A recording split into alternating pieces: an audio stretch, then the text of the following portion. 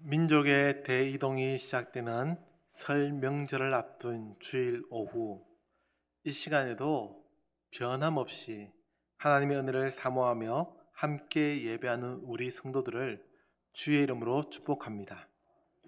참 잘 오셨습니다. 어, 모두가 다 바쁘게 고향을 향해 떠나는 이 시간에 하나님께 예배하기 위해 모인 우리 성도들, 누가 보아도 하나님께서 기뻐하는 삶의 모습이 아닌가 생각합니다. 이 시간이 더없이 풍성한 하나님의 은혜가 넘치는 시간이 되기를 기대합니다. 우리 성도님들은 혹시 홈쇼핑을 자주 보십니까? 쇼호스트라고 하던데, 왜 홈쇼핑에서 어떤 물건을 팔기 위해서 소개하고 판매하는 사람들이 있지 않습니까? 그분들의 소개를 듣고 있노라면 그 물품이 얼마나 좋아 보이는지 모릅니다. 지금이라도 당장 사야 할 것 같은 마음이 막 솟아납니다. 우리 스님들도 잘 아시죠? 그래서 저는 몇 번의 구매를 했습니다. 그러나 방송으로 보는 거하고 실제로 사서 먹거나 이용하는 것하고는 전혀 딴판이었습니다. 제 개인적인 판단입니다. 혹시 홈쇼핑에 관계되시는 분이 계신다면 오해하지 마시고 용서해 주셨으면 좋겠습니다. 저는 그렇게 느꼈고 생각되었습니다. 한 번은 새우튀김을 보고는 그 새우가 얼마나 좋아 보이든지 또 맛있게 보이는지 아내 몰래 주문했습니다. 어땠을 것 같습니까? 실제 배송된 새우를 보고는 얼마나 실망이 되는지, 크기도 작을 뿐더러 방송에서처럼 튀김이 맛깔스럽게 되지도 않았습니다. 방송으로 보던 것과 다르다는 것을 알게 된 계기였습니다. 우리가 이 세상을 살다 보면 이와 비슷한 경험을 자주 하는 것 같습니다. 또 군대 이야기를 잠깐 하겠습니다. 제가 병장이 되고 분대장을 맡았을 때 중대장님은 저에게 관심사병을 맡겼습니다. 그래도 신학교를 다니다 왔고 중대 군종이었던 저에게 맡기는 것이 좋겠다는 판단에서였습니다. 문제는 그 사병이 전직 조폭이었다는 데 있습니다. 20대 초반에 그 사병이 조직에서 꽤 큰 공을 세웠고 이미 단란주점을 운영하다가 군대에 왔다고 했습니다. 다시 생각해도 그때의 기억이 아찔하게 떠오르는데 얼마나 걱정하고 고민했는지 모릅니다. 그런 세계와는 전혀 다른 곳에서 생활하던 제가, 그것도 나름 보스가 되어 있는 얘와 함께 한다는 것이 큰 부담이 되었습니다. 와, 얘한테 반말을 해도 괜찮을라나? 얘를 어떻게 가르치고 데리고 있어야 하지? 등등 온갖 생각으로 복잡했습니다. 그런데 말이죠. 정작 그 이등병과 함께 했던 시간은 정말 편했습니다. 알아서 다 했습니다. 제가 눈짓만 해도 알아서 그렇게 잘할 수가 없었고 또 한마디라도 하면 정말 말 그대로 절대 복종이었습니다. 겉으로 보면 무섭고 제일 말을 안 들을 것 같았는데 실제로는 그렇지 않더라는 겁니다. 물론 걔가 사회에서 했던 일이 옳다는 것은 아닙니다. 군대에서 저와 함께하는 동안은 그랬다는 이야기입니다. 일전에도 말씀을 드린 기억이 있는데 예전에 대구의 한 교회에서 교육자들과 함께 식사했던 기억이 납니다. 그날따라 한 전도사님이 배가 많이 고프다며 식사하던 중 공깃밥을 한 그릇 더 주문했습니다. 그러면 그렇지 않습니까? 주문한 사람에게 밥을 가져다 줘야 하는데 주인이 어떻게 했을 것 같습니까? 저에게 가져다 주는 겁니다. 그것도 씩 웃으면서 말이죠. 물론 저도 공깃밥을 하나 더 시켜 먹을까 생각은 하고 있었습니다. 그러나 분명히 그 공깃밥은 그 전도사님이 빼빼 마른 그 전도사님이 시킨 거였습니다. 제가 밥을 잘 먹을 것처럼 보여도 제가 시킨 것이 아니었습니다. 겉으로 보는 것과 다르다는 이야기입니다. 오늘 우리가 함께 읽은 본문의 말씀을 대하자면 예수님의 모습이 선뜻 이해되지 않습니다. 성경에는 예수님이 행하신 수많은 기적이 기록되고 있지만 예수님이 벌을 내리시는 기적을 기록한 사건은 이 이야기뿐입니다. 그만큼 독특하고 그만큼 왜 그러셨을까 궁금증을 갖게 합니다. 13절 말씀입니다. 같이 읽겠습니다. 시작. 멀리서 잎사귀 있는 한 무화과 나무를 보시고 혹 그 나무에 무엇이 있을까 하여 가셨더니 가서 보신즉 잎사귀 외에 아무것도 없더라. 이는 무화과의 때가 아님이라. 아멘. 성경은 분명히 이 때가 무화과의 때가 아니라고 기록합니다. 그럼에도 예수님은 그 나무에서 열매를 찾으셨고 열매가 없자 14절에서 저주하셨다고 합니다. 사랑하는 성도 여러분, 오늘 우리는 예수님께서 무화과 나무를 저주하신 사건을 통해 하나님이 주시는 특별한 은혜를 나누려 합니다. 그래서 무화과의 은혜입니다. 저는 본문에 기록되는 이 이야기, 이 사건이 단순히 무화과를 저주한 사건이 아니라고 믿습니다.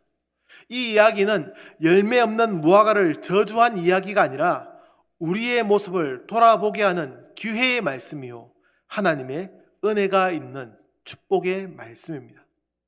그래서 저주받은 무화과 나무의 저주가 아니라 무화과의 은혜입니다.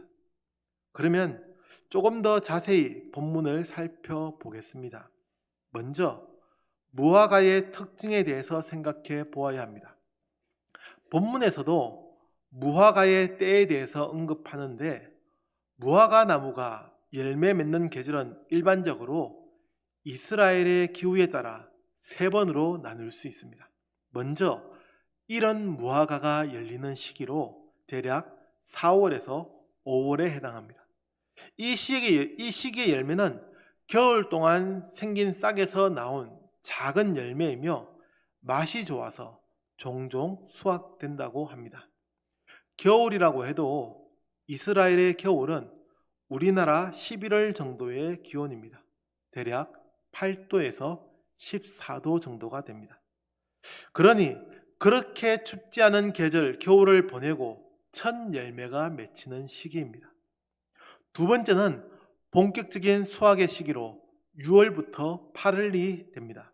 이 시기는 여름 내내 열매가 무르익어 가장 좋은 품질의 열매를 얻을 수 있는 시기입니다. 무화과도 크고 달콤해서 인기가 있습니다. 마지막으로 늦은 무화과가 열리는 시기로 9월에서 11월이며 이 시기의 무화과는 겨울에 먹기 위해 저장하는 용도입니다. 여름 무화과보다는 크기가 작고 덜 달지만 그래도 먹기에는 부족함이 없는 과일입니다. 이러한 무화과는 일반적으로 봄이 되어 잎이 무성해지기 전에 이런 열매가 먼저 자랍니다. 따라서 본문의 말씀과 같이 잎이 무성해지기 시작했다면 어느 정도의 열매가 기대되는데 이 나무에는 아무것도 없었다고 합니다. 그러면 예수님께서 무화과를 찾으셨던 시기는 언제입니까? 예수님께서 무화과를 찾으셨던 시기는 6월절 무렵으로 대략 3월에서 4월 정도입니다. 그래서 본격적인 수확의 시기는 아니었다는 점에서 본문과 같이 무화과의 때는 아니었지만 그럼에도 이미 잎이 무성했다는 점에서 첫 열매가 기대되는 시기였습니다. 우리가 가진 개역 개정 성경은 13절에서 잎사귀 있는 한 무화과 나무를 보시고 라고 번역하지만 표준 세번역 성경은 잎이 무성한 무화과 나무를 보시고 라고 번역하여 앞서 말씀드린 해석, 즉 이런 무화과가 열려 있어야 하는 시기였음이 옳은 것으로 이해됩니다. 성경은 첫 번째로 열매 맺는 은혜에 대해서 생각하게 합니다. 같이 하겠습니다. 열매 맺는 은혜. 예수님은 배가 고프셨고 잎이 무성한 무화과 나무를 보시고 다가가셨습니다.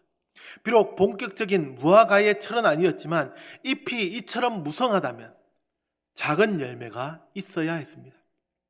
그러나 아무리 나무를 살펴보아도 잎만 무성할 뿐 먹을 수 있는 열매는 없었습니다.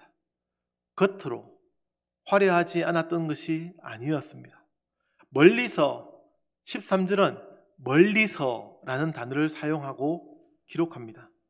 누가 보아도 이 나무가 무화과라는 것을 알 수 있는, 그리고 무엇보다 잎이 무성했기에 이런 열매가 있을 것으로 보였다는 것입니다. 어디서요? 멀리서도 알 수 있는, 그렇게 기대되는 나무였습니다. 저는 우리의 모습이 이와 같지는 않아야 한다고 믿습니다. 겉모습만 화려한 것은 아무런 도움이 되지 않습니다. 우리 사회는 안타깝게도 겉모습에 치중합니다. 산책을 해도 고가의 아웃도어를 입고 합니다. 차를 사도 중형차나 외제차를 선호합니다. 특히 젊을수록 이런 모습은 더 기승을 부립니다. 겉모습에 치중하기 때문입니다. 내실을 다지기보다는 남들이 나를 어떻게 볼까를 걱정합니다. 남들에게 잘 보이기 위해서 안절부절하고 노심초사합니다. 내실을 다지면서 겉모습까지 신경 쓴다면 뭐가 문제가 되겠습니까? 그렇지 않기에 문제가 되는 겁니다.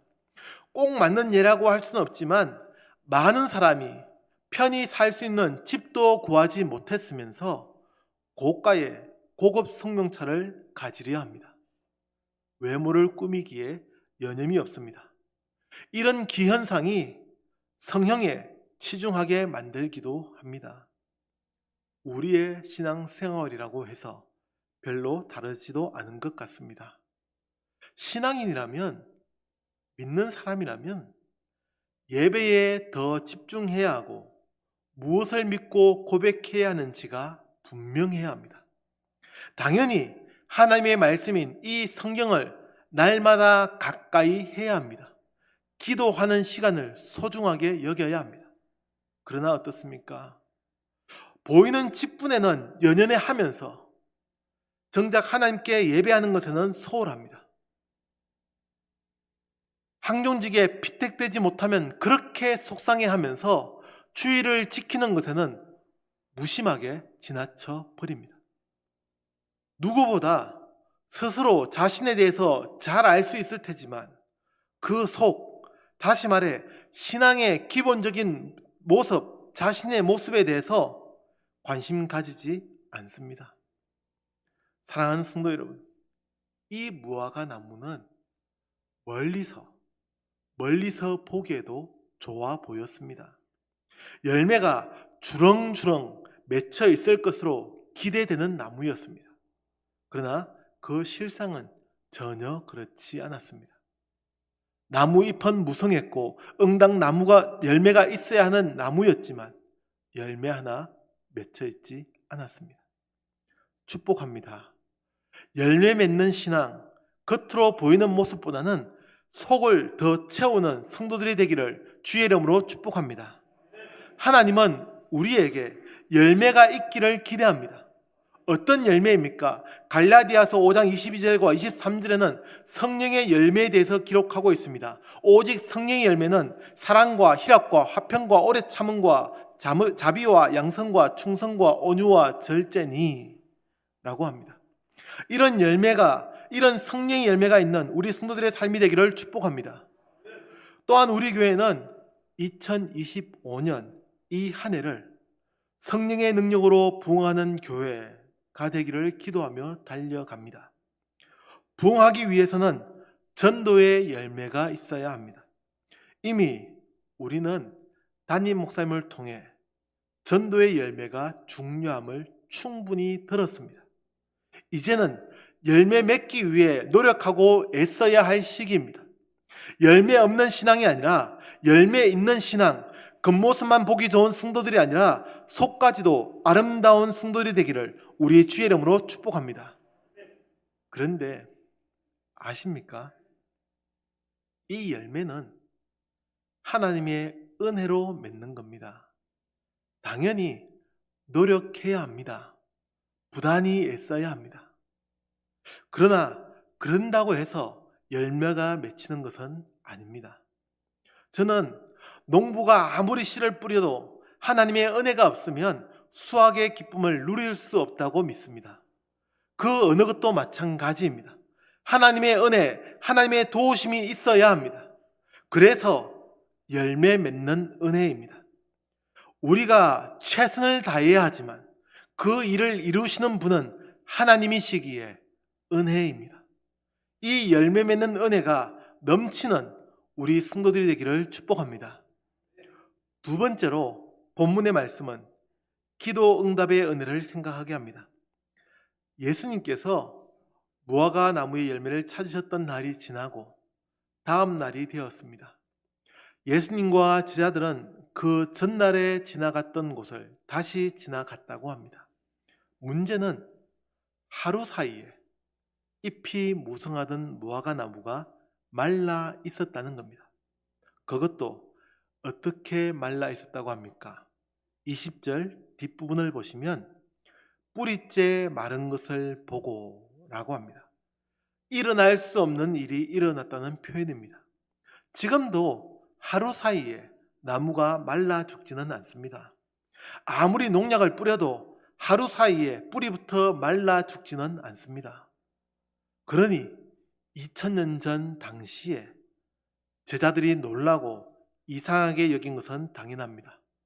일어날 수 없는 일이 일어났습니다. 그래서 베드로가 예수님께 이렇게 말했다고 합니다. 랍비여 보소서, 저주하신 무화과 나무가 말랐나이다. 그리고 그때 예수님께서 하신 말씀이 22절부터 25절까지에 기록됩니다. 내용상 오늘 본문은 24절까지로 정했지만 예수님의 말씀은 25절까지 이어집니다. 아무튼 그 첫 시작은 예수님께서 이렇게 말씀하십니다. 하나님을 믿으라. 하나님을 믿으라. 놀란 광경에 신기하고 이상하게 생각하는 제자들에게 하나님을 믿으라는 겁니다. 믿지 않으면 소용이 없습니다. 믿지 않으면 기적의 순간을 마주해도 의미를 알 수 없는 겁니다. 많은 사람이 하나님의 말씀이라고 하는 이 성경을 쉽게 구할 수 있고 읽을 수 있습니다. 그러나 그렇다고 해서 모두가 그리스도인, 즉 성도가 되는 것은 아닙니다. 믿지 않으면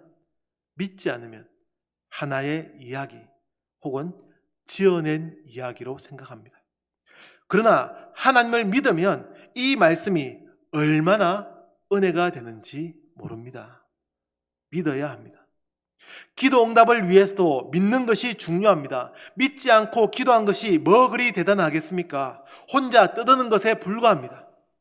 그러나 믿음으로 기도하는 것이기에 기적이 일어나고, 다시 하겠습니다. 기적이 일어나고, 다시 한 번 더 하겠습니다. 기적이 일어나고 역사가 이루어지는 겁니다. 저는 우리 성도들이 기도 응답의 은혜, 기도 응답의 역사를 체험하는 신앙인이 되기를 축복합니다. 계속해서 예수님은 제자들에게 이렇게 말씀합니다. 24절 말씀입니다. 같이 읽겠습니다. 시작. 그러므로 내가 너희에게 말하노니 무엇이든지 기도하고 구하는 것은 받은 줄로 믿으라. 그리하면 너희에게 그대로 되리라. 아멘. 믿으라. 그리하면 되리라. 라고 합니다. 믿는 성도들이 되셔서 그 기도가 그대로 되는 삶이 되기를 축복합니다. 그래서 기도 응답의 은혜입니다. 예수님은 무화과 나무의 사건을 통해 기도 응답에 대해서 말씀하셨습니다. 저는 단언컨대 예수님께서 구태여 무화과 열매를 찾으시고 복이 드물게 한 나무를 뿌리부터 마르게 하신 이 기적을 보이신 것은 기도 응답의 은혜를 말씀해 주시기 위해서라고 믿습니다. 그래서 이 시간의 제목을 무화과의 은혜라고 정했습니다. 무화과 나무의 사건은 기도 응답의 은혜를 말씀하시기 위해 베푸신 은혜의 사건입니다. 단순히 멀쩡한 한 나무를 저주하여 말라 죽게 한 것이 아니라 의심하는 자들에게, 그리고 기도가 필요한 자들에게, 기도하지 못하는 자들에게 믿음으로 기도할 때에 이런 놀라운 은혜가 있음을 모두에게 알려주신 사건입니다. 믿음으로 기도하는 성도들이 되어 기도 응답의 은혜가 넘치는 삶이 되기를 우리 주의 이름으로 축복합니다. 마지막으로 본문의 말씀은 기회를 주시는 은혜에 대해서 생각하게 합니다. 예수님은 무화과 나무의 이야기를 통해 우리에게 경고하고 있습니다. 열매가 없으면, 믿음이 없으면 이 나무가 뿌리째 마른 것처럼 우리도 하나님의 심판을 받게 된다는 겁니다. 그래서 기회를 주시는 은혜입니다. 미리 조심해야 한다고 말씀해 주셨기 때문입니다. 요즘은 운전이 한결 편리해졌습니다. 무슨 말이냐면 예전에는 어디에 단속 카메라가 있는지 잘 몰랐습니다. 가끔 마주오는 차가 단속하는 경찰이 저 앞쪽에 있다고 불빛으로 알려주기도 했지만 그것도 한계가 있었습니다. 그러나 요즘은 내비게이션이 얼마나 정확한지 그 지점을 정확하게 알려줍니다. 그래서 미리 대비할 수 있다는 겁니다. 하나님께서 성경 말씀을 통해 우리에게 미리 경고하여 주시고 알려주신 것과 같다는 이야기입니다. 성경은 우리에게 내비게이션과 같습니다. 제가 학창시절에 제일 당황스러웠던 것이 쪽지 시험이었습니다. 중간고사나 기말고사는 미리 일정이 정해져 있었습니다. 그래서 대비하고 준비할 수 있지만 갑자기 치르는 쪽지 시험은 알 수 없습니다. 그날의 선생님 기분, 선생님 마음이라고 해도 좋았습니다. 갑자기 치르는 시험인 만큼 대비할 수가 없었습니다. 그러나 성경은 우리에게 우리의 미래를 미리 경고해 주고 있습니다. 준비하라는 하나님의 은혜입니다. 하나님의 경고는 그래서 기회를 포함합니다. 이 기회를 잘 활용해야 하고 붙잡아야 합니다. 그래서 저는 오늘 이 오후 시간 참 잘 오셨다고 생각합니다. 다시 한번 우리에게 주어진 이 기회를 되새길 수 있기 때문입니다. 저는 바로 지금이 그 기회의 시간이라고 고백합니다. 이 시간을 통해 우리는 무화과의 은혜를 다시 생각합니다. 사랑하는 성도 여러분, 무화과 나무의 사건은 우리에게 기회의 말씀이고 은혜의 말씀입니다. 우리는 이 말씀을 통해 여전히 우리에게 열매 맺게 하는 하나님의 은혜, 그리고 믿음으로 기도할 때 응답받는 은혜, 마지막으로 우리에게 다시 기회를 주는 하나님의 은혜를 고백하게 됩니다. 이 말씀을 마음에 새기고 우리의 신앙을 다시 점검하며 무엇보다 열매 맺는 우리 성도들의 삶이 되기를 주님의 이름으로 축복합니다. 기도하겠습니다. 하나님, 무화과 나무를 마르게 하신 이 사건을 통해 우리에게 주신 하나님의 은혜, 무화과의 은혜를 다시 생각합니다. 하나님, 우리에게 주어진 이 기회를 잘 살리게 하시고 열매 맺는 신앙인의 삶이 되게 하여 주옵소서. 예수님의 이름으로 기도합니다. 아멘.